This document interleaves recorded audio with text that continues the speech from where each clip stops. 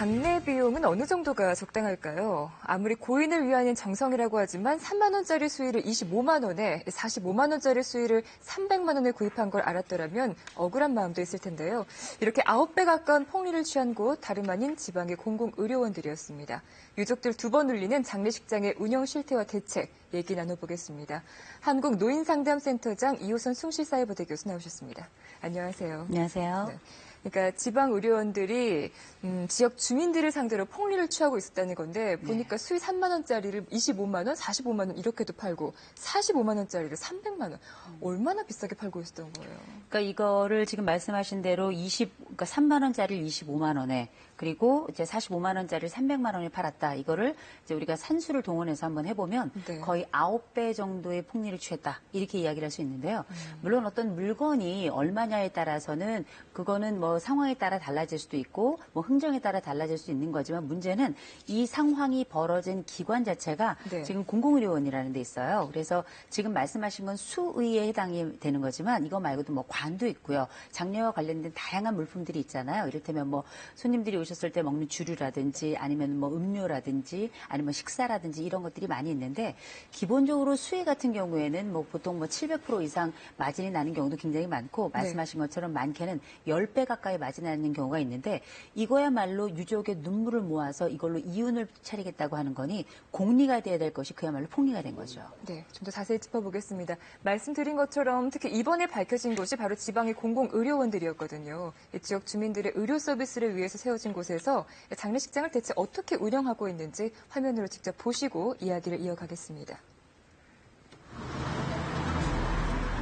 충청남도가 운영하는 한 의료원의 장례식장입니다. 이곳에서 파는 수의는 가장 저렴한 것이 25만 원, 최고급은 330만 원에 달합니다. 모든 게 저렴할 수밖에 없어요. 안 하면 안 돼요. 저희들은 감사를 1년이면 한 4번 내지. 실제로 그런지 전국 지방의료원 장례용품 납품가를 입수해서 확인해봤는데요. 25만 원짜리 수의는 3만 1,000원, 300만 원짜리도 납품가는 45만 6천 원에 불과했습니다. 충남의 또 다른 의료원 장례식장입니다. 40만 원에 파는 오동나무관의 납품가는 12만 2천 원, 55만 원짜리 관은 13만 6천 원으로 납품가보다 서너 배 비싼 값에 팔고 있습니다. 음료, 매점품, 식당 이런 같은 경우에도 저희가 제일 낫거든요. 강릉과 속초의 의료원도 3만 9천 원짜리 수의를 각각 35만 원, 28만 원에 파는 등 전국 지방의료원의 수의 판매 가격은 납품가의 평균 3.5배에 달했습니다. 수의나 관할 것 없이 납품가보다 훨씬 비싸게 팔고 있는 실정을 보고 있었는데 그렇다면 장례용품은 도대체 몇 가지 정도를 구입해야 되는 거예요? 장례용품은 몇 가지라고 정해진 바가 없습니다. 이게 그 사람이 처한 상황이라든지 환경이라든지 아니면 풍습이라든지 아니면 집안의 분위기, 문화 여러 가지 것들이 함께 몰려있는 게 이제 장례라고 하는 아주 독특한 이제 하나의 우리가 관혼상제라고 얘기할 때처럼 굉장히 중대한 인류의 과정이고 또 문화의 아주 핵심이기 때문에 몇 가지라고 이제 단언할 수는 없습니다만 문제는 뭐냐면 이 부분에 관련된 기본적인 법령이나 정해진 값이 없기 때문에 더군다나 우리가 고인의 죽음 앞에 섰다 다는 것, 또 우리는 장례를 살아가면서 그렇게 많이 치르는 게 아니거든요. 매번 몇 번 경험한다 하더라도 그때마다 당황스럽고 그때마다 뭐 누군가 침착하게 뭐 이렇게 합시다 그러면 누군가 형제들 중에 하나가 나서서 고인 앞에서 이렇게 다투지 말자 이렇게 이야기하면 유야무야 또 넘어가 버리고 이러다 보면 나중에 보면 폭리를 취했다 이런 이야기들이 나오는 건데 이제 문제는 뭐냐면 이게 장례용품들은 우리가 마트에 가서 살 수 있는 뭐 공산품이나 생필품처럼 늘 구비되어 있는 게 아니고요.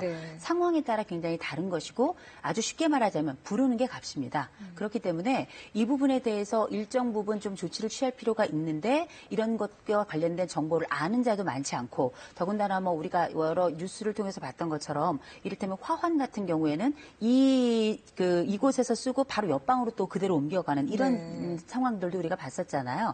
이런 많은 요소들이 폭리와 더불어서 사실은 일종의 그 범법 의 현장으로도 지금 활용되고 있기 때문에 사실 관심을 두고 봐야 될 뿐만 아니라 인간은 다 죽거든요. 내 가족도 죽고 결국은 나도 죽게 되는데 이 부분에서 발생하는 여러 부조리들이나 문제들을 지금 같은 경우 특별히 공공의료원에서 이런 일이 벌어진다는 거는 그 공공의료원 이외의 지역에서는 얼마나 심각하겠는가 생각해 볼 문제겠죠. 그러니까 뭐 필요성에 따라서 마련하자고 마음을 먹으면 뭐 수십 가지에도 이를 수 있는 것이 장례용품인데 네. 거긴 음식값도 포함이 되고요. 원래 장례용품이라는 것이 이렇게 합리적인 기준선이 없다는 것이 좀 의아했거든요. 네. 그런 부분에 대한 지적이 없었나요?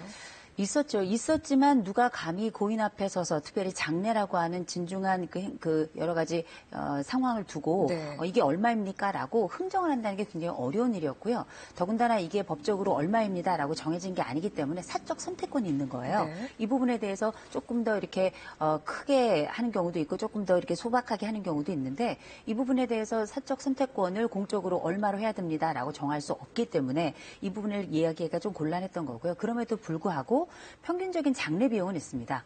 평균적으로 지금 우리나라 평균 그 보건사연구원에서 2011년 기준으로 나온 걸 보면 네. 우리나라 평균 장례 비용이 지금 1,200만 원인데요. 이거는 평균가고 우리가 보통 최근에는 각 대학병원마다 큰 병원들마다 장례식장을 유치하려고 아주 난립니다. 왜냐하면 그만큼 이제 수익이 되기 때문인데 의료적인 측면에서 부족한 여러 수입들을 장례식장에서 채운다 이런 얘기들이 끊임없이 나오고 있는데 그러니까 우리나라 대형 종합병원 같은 경우에는 뭐 예를 들어서 평균 한 50평에서 100평 되고 조문객이 한 300명에서 400명 된다. 요 정도 된다 했을 때 보통 900만 원에서 1,400만 원 정도. 요 정도 평균 장례 비용이 된다. 지금 현재 나온 숫자로서는 그러합니다. 이렇게 폭리를 취하고 있다 보니까 유족들이 부담해야 할 장례 비용이 그만큼 늘어났던 건데 네. 그런데 이렇게 주민들의 주머니를 털어서 영리사업 목적으로 이용하는 공공의료원들이 뭐 지역에 한정되어 있는 것이 아니라 전국적으로 아주 많았어요. 약속이 난 것처럼 전국이 다 알린데요. 지금 이제 나와 있는 자료를 보면 장례식장별 수의 가격 관련해가지고 나온 자료를 보면 공주의료원 같은 경우는 5.58배로 가장 높게 지금 나타나 있고요. 천안하고 홍성의료원도 5.08배, 그러니까 5배죠. 그리고 네. 강릉의료원도 5배가 넘고요. 삼척 4배, 뭐 속초도 4배, 뭐 기본이 3배가 넘고요. 거의 대부분이 4배나 5배까지 이루고 있는데 이거야말로 공공성을 기준으로 한 첫 번째 설립 취지와는 완전히 다른 결과를 나타내기 때문에 이 부분이 아까 우리가 잠깐 그 인터뷰에서 봤던 것처럼 우리는 감사 받는다, 4번이나 받는다 했는데 네. 감사를 받는데도 이 정도면 감사를 받지 않는 경우는 어느 정도겠어요. 이 모든 것들을 다 눈물을 흘리면서 장례를 치러야 되는 유족들이 흘려야 되는 또 한 번의 눈물인 거죠. 이런 실정이 뭐 국립대학 장례식장, 뭐 민간 장례식장 할 것 없이 만연해 있더군요.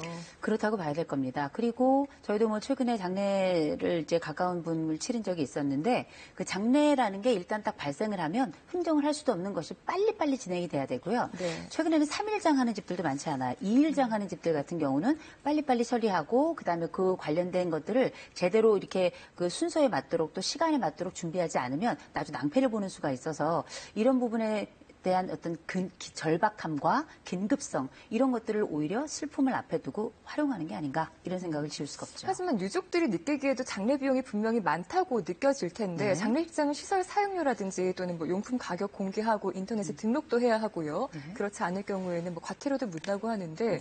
좀 비교를 해보면 되잖아요. 홈페이지나 이런 데 들어가서. 그 정보를 아는 분들은 제가 볼 때 대한민국 1%도 안 될 겁니다. 네. 근데 지금 현재 그 지자체에서 설립한 지방의료원이 한 33개 정도 되는데 작년 한 해 동안 이 장례식장을 통해서 벌어들인 수익금이 825억 4천만 원 정도예요. 네. 어마어마한 금액인데 문제는 뭐냐면 이번에 우리가 얘기하고 있는 것처럼 과연 그러면 장례와 관련돼서 각각 의료원들이 지금 어느 정도 용품들을 얼마에 팔고 있고 어떻게 팔고 있는가에 대한 자료들을 우리가 어디서 볼 수 있는지 잘 모르거든요. 네. 그 자료가 있습니다. 지금 화면에 나가고 있는 저 그렇죠. 화면. 보건복지부에서 지금 이하늘 장사정보 서비스라고 그래서요.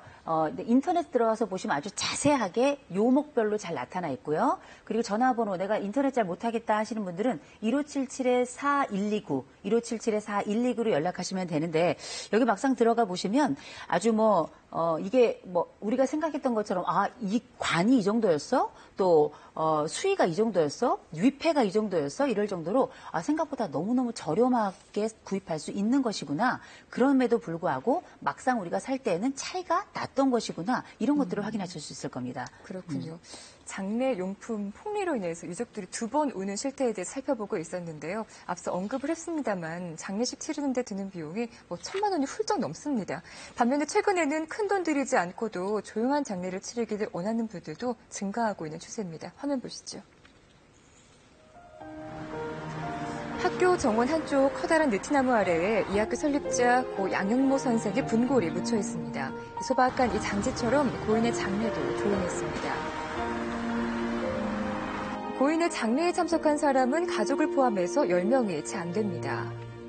나의 죽음을 알리지 말라, 화환이나 부조도 일절 받지 말라는 고인의 유언 때문인데요. 이런 장례를 따르겠다는 사람들도 늘고 있습니다.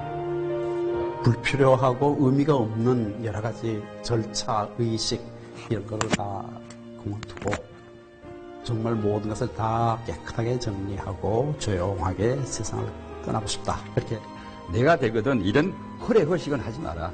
정말 진심으로 너가 참 부모에 대한 사랑을 갖고 할 수 있는 그런 범위 내에서 본인의 장례 절차를 스스로 결정하시는 분들이 많이 있었어요. 나는 이런 절차대로 할 테니 그 이상은 필요 없다. 허례허식이다.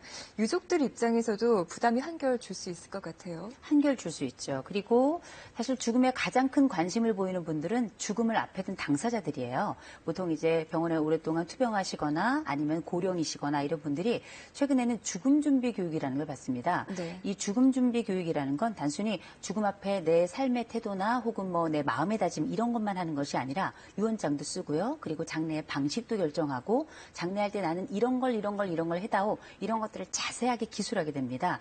이런 부분들이 분명하게 있다면 자녀들도 사실은 뭘 해야 될지 몰라서 당황하다가 결국은 바가지를 쓰면서 나중에 뒤에 속풀이를 하게 되는 이런 상황이 생기지도 않을 것 같고요. 또 한 가지는 이게 일종의 건강한 장례 문화랄까요? 네. 이런 것들을 만들어가는데 굉장히 중요한 것이 사전에 내 죽음을 준비하고 말 그대로 뭐 우물쭈물하다 그렇게 됐다 이런 묘비명이 있는 것처럼 실제 조금만 준비를 한다면 자녀들도 우왕좌왕하지 않고 내 스스로도 남은 삶을 더 알차게 지낼 수 있기 때문에 사실 우리 어르신들 중에 우리 프로그램에 함께 하시는 분들이 계시다면 많은 분들이 아마 이제는 뭐 80, 90 이렇게 넘어가신 분들은 죽음이 두렵다고 하는 분들보다 죽음에 대해서 조금 더 객관적이 되는 분들이 많이 계시더라고요. 네. 이런 분들 같은 경우에는 사전에 죽음 준비 교육이라고 하는 것 한번 복지관이라든지 아니면 기타 기관을 통해서 한번 확인해 보시고요. 특별히 거기 못 가시더라도 유언장이나 이런 것들을 살짝 써보시면서 아 나는 장례 이렇게 해다오 그리고 이렇게 했으면 좋겠다라고 자녀들에게 제안을 해보시는 것도 좋을 것 같습니다. 그런데 갑자기 가족을 떠나보내게 되면 경황이 없는 중에 이것저것 따지기가 힘들잖아요. 뭐 착한 장례 문화라고 좀 비용을 간소화할 수 있는 방법이 있다면 좀 조언을 해주셨으면 좋겠습니다. 네. 사례들을 좀 들어볼까요? 그렇죠. 지금 같은 경우 뭐 일절 장례가 딱 발생하면 묻지도 따지지 말고 그냥 돈 내라 하는 토탈 서비스라는 이름으로 나오는데요. 사실은 그 토탈 서비스보다 훨씬 더 저렴하면서도 알찬 서비스들이 많이 있습니다. 이를테면 지금 서울시 같은 경우 서울시 의료원하고 또 추모시설이죠. 승하원이 함께 운영하고 있는 여러 가지 그 시스템들이 있는데 그중에서 착한 장례 서비스라는 거를 지금 서울시설공단이 내놨습니다. 그게 작년 2015년 5월부터 시작이 된 건데요. 한번 들어보실래요? 이게 자 조문객 200명 기준으로 해서 식사비는 한 240만 원, 장위용품 같은 경우 대여비가 173만 원, 장례식장 사용비 91만 원, 뭐 봉안비 60만 원, 그다음 장례 차량 이용비 30만 원에서 제가 더하기를 해봤더니 594만 원에 우리가 알고 있는 전체 평균 서비스가 1,200만 원 정도였는데 절반도 되지 않는 금액에 가능하고 이게 단순히 서울시설공단 말고도 지금 뭐 순창군 같은 경우도 이런 것들을 이용하고 있기 때문에 착한 장례 서비스라는 것을 한번 찾아보신다면 네. 우리가 고인도 아름답게 모시고 또 남은 유족들도 또 한 번 눈물을 흘리는 일은 없을 것 네, 같습니다. 잘 들었습니다. 이호선 교수와 함께 이야기 나눠봤습니다. 감사합니다.